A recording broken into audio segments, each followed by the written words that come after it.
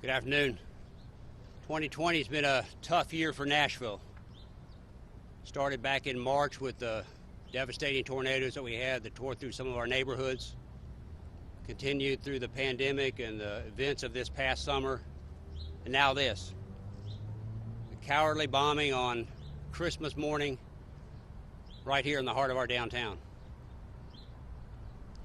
But one thing I've learned about Nashvillians in the time I've lived here is that they're tough and we stick together as a team, and that's what we're doing now. And I want you to know that's the team that's behind me, and the folks that they represent are doing everything we can to find out what happened here, to get the answers that you deserve, and to make sure that we're all safe.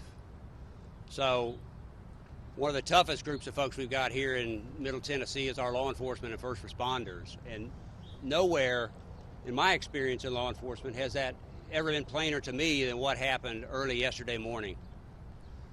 6:15, 6:20, or 6:30 or so on Christmas morning, Metro Nashville police officers just a number of blocks north of here didn't run away from danger, literally ran to danger. Vehicle that was announcing that it was going to blow up, and Metro Nashville police officers, instead of heading in the other direction, headed towards that. They evacuated that area, got all the citizens out of there. I'm quite confident that their actions are part of the reason why there was less cost of life in this heinous act. Starting yesterday morning, we had a task force came together. It isn't a one-time thing. This is what we do all the time. The U.S. Attorney's Office, we work together with our federal partners, our state partners, and our local partners, and that's what immediately started happening yesterday. Teams of agents, grouped together across agencies, started handling leads that our citizens were calling in. We've had over 500 leads and tips come in. And every single one of those is being followed up by a team of investigators. That's the stage we're at in this investigation. We are still continuing to follow every lead that we have, and we will continue to do so until we find out what's happened. We also have national resources here. The Department of Justice, the Acting Attorney General has told me any resources we need, we can have. The FBI and the ATF have sent their most specialized bomb technicians here to Nashville. And as we speak, they are north of here a number of blocks at a massive crime scene, doing what they do, and doing, frankly, what they do better than anyone else in the world. And it's quite a challenge. Having been up there and seen that scene, it's like a giant jigsaw puzzle created by a bomb that throws pieces of evidence across multiple city blocks. And they've got to gather it, they've got to catalog it, they've got to put it back together and try to find out what the picture of that puzzle looks like. But there's no one better to do it than the folks we've got on the ground here in Nashville, Tennessee right now. So that's going on as we speak. The investigations of the leads is going on as we speak. I am confident in the team we have that we will get to the bottom of this, that we will find out the story of this individual or individuals, we don't know right now, but this ultimate Scrooge who on Christmas morning, instead of spreading joy and cheer, decided to spread devastation and destruction. But we know how that story ends here in Nashville. We're going to stand together. We're going to get back on our feet. We're going to get our businesses back up and running. We're going to get our infrastructure and the cell coverage back up and running, because that's what we do in Nashville. Thank you for your time. I appreciate it. Thank you, Attorney Cochran, and to everyone. Let me reiterate that Nashville is safe. We feel and know that we have no known threats at this time against our city. We've been in communication and feel pretty good about that. We've really ramped up our efforts with several hundred of our federal partners here from the FBI and the ATF, as well as state, local, which is the TBI and the Tennessee Highway Patrol and others. We're totally thankful for their efforts. To our business owners downtown, know that the federal government is conducting this investigation, and as they go through the crime scene, they'll try to reduce that as quickly as possible to where we can try to get you back in your businesses as soon as possible. But we ask that you be patient. There's about 40 buildings that's been impacted, and so those buildings will have to be cleared through our codes.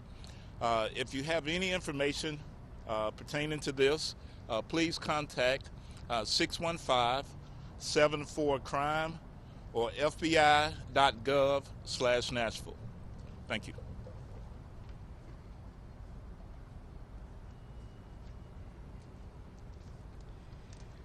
Good afternoon. My name is Doug Korneski, and I'm the Special Agent in charge of the Memphis Field Office, which covers Nashville. The FBI, the ATF, Metro Nashville Police Department officers, and Tennessee Highway Patrol, and other federal and state partners are working around the clock to make sure Nashville continues to be a safe place to live and work. During the past 24 hours, our joint investigative team fielded nearly 500 tips from those in and around the Nashville metro area. We deeply appreciate the ongoing support and cooperation from the community and wish for it to continue. The first thing I want to reiterate that Chief Drake indicated is that we have no indication of additional explosive threats. No other explosive devices were discovered during the area during our secondary sweep yesterday. We've also increased our footprint to work as quickly but thoroughly as possible. There are approximately 250 FBI agents, analysts, and professional staff from at least 8 surrounding field offices and FBI headquarters. They're working shoulder to shoulder with our partners. Our team is addressing this case on several fronts. First, our investigative team is turning over every stone to make sure we know as many details as possible to answer the question of who is responsible for this, and also to understand why did they do this. This includes assistance currently from our behavioral analysis unit back at Quantico.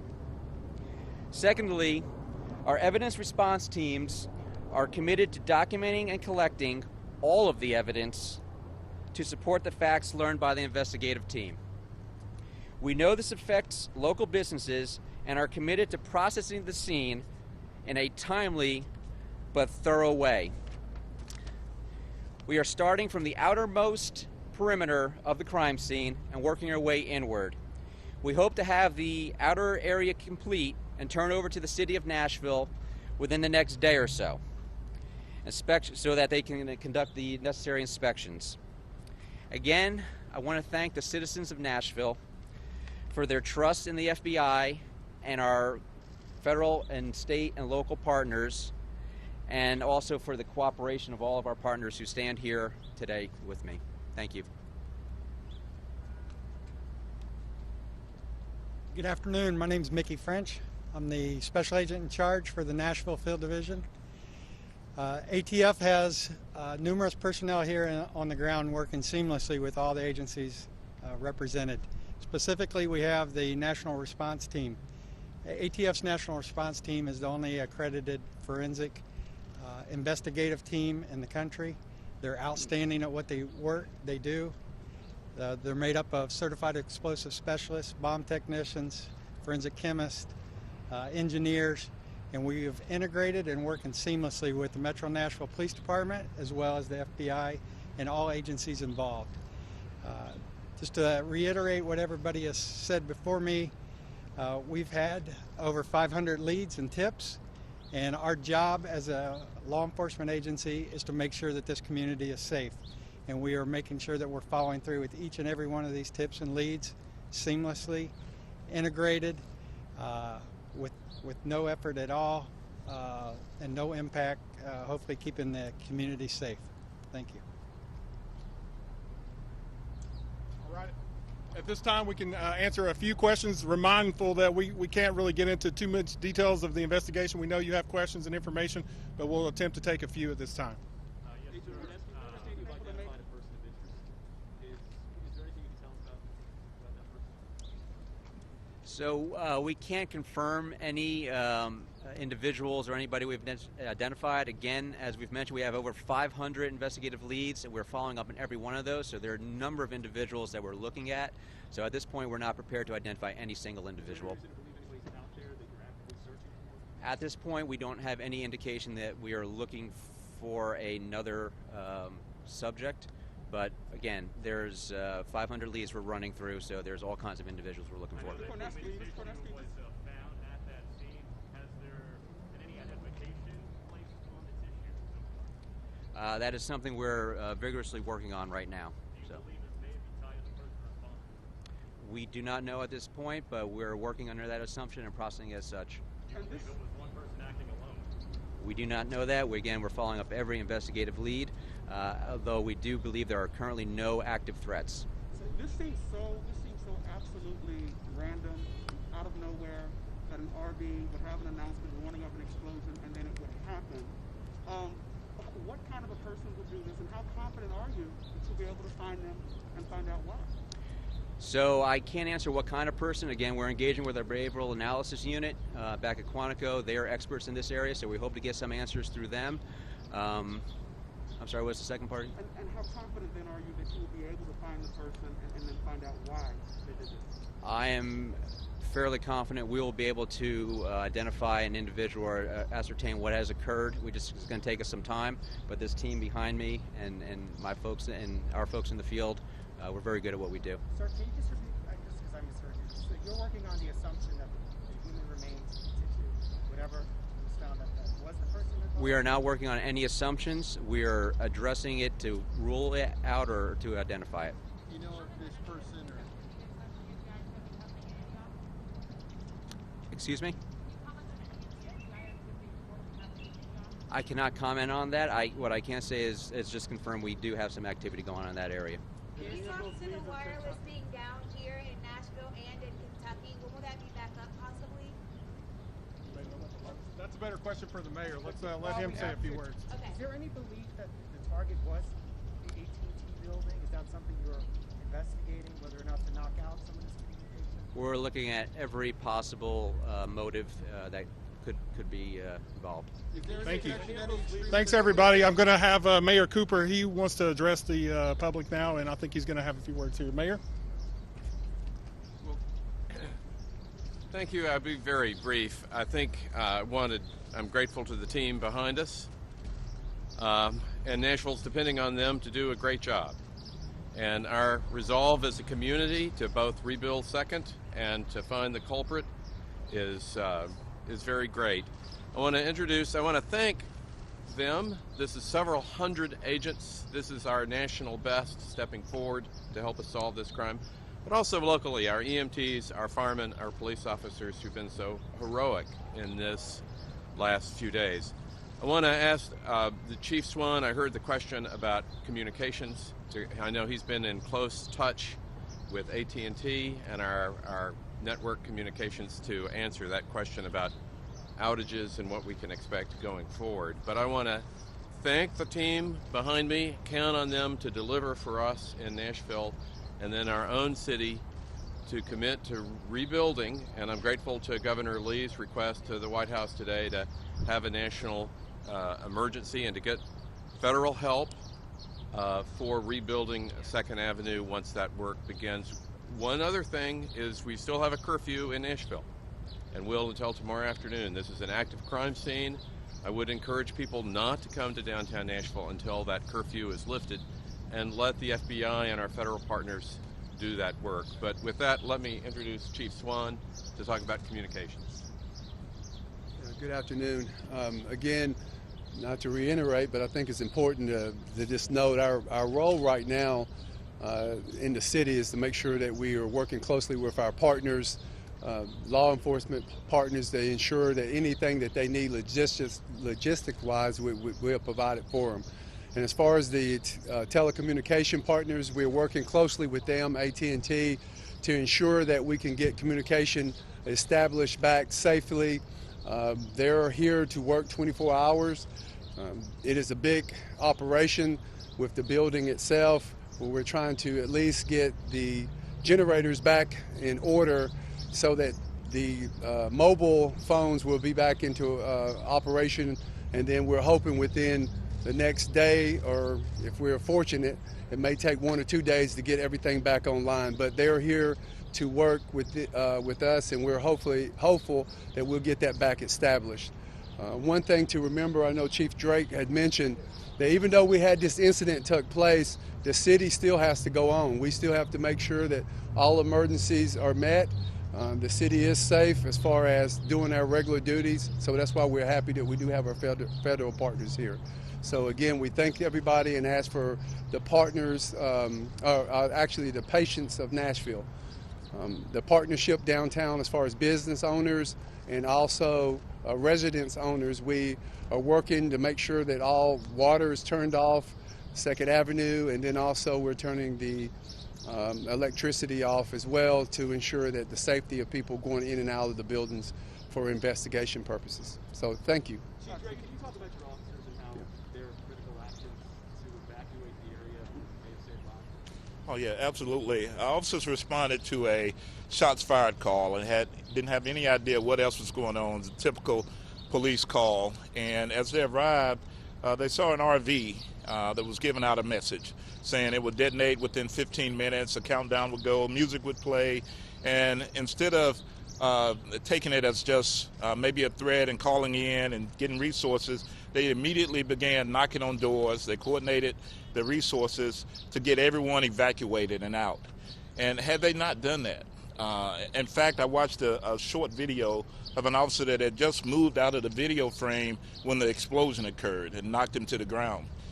So had they not done that, we'd be talking about people as well with the destruction that we have. So they're just heroic efforts in saving lives. Was the plan literally just spread out, cover as much ground, knock on as many doors as you can? As quick as you can, get as many people out as quickly as we could, safely, and get them to somewhere safe, and then provide them with services so they're not displaced as much.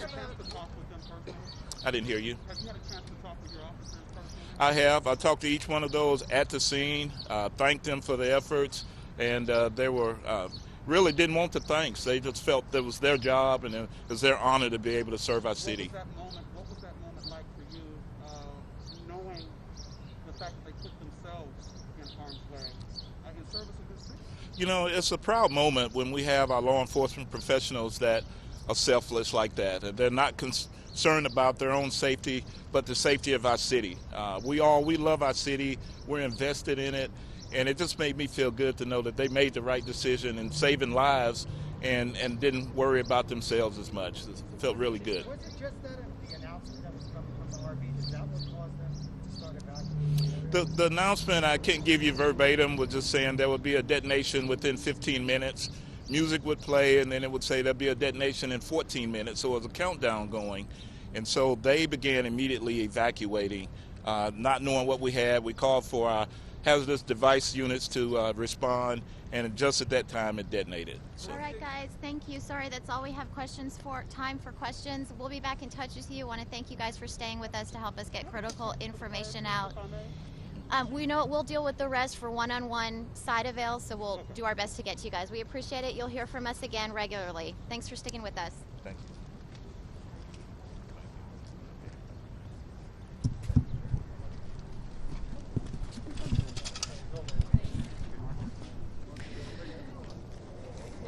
All right, we are just wrapping up that 1 o'clock press conference that happened here in downtown Nashville. Brittany Weiner down here.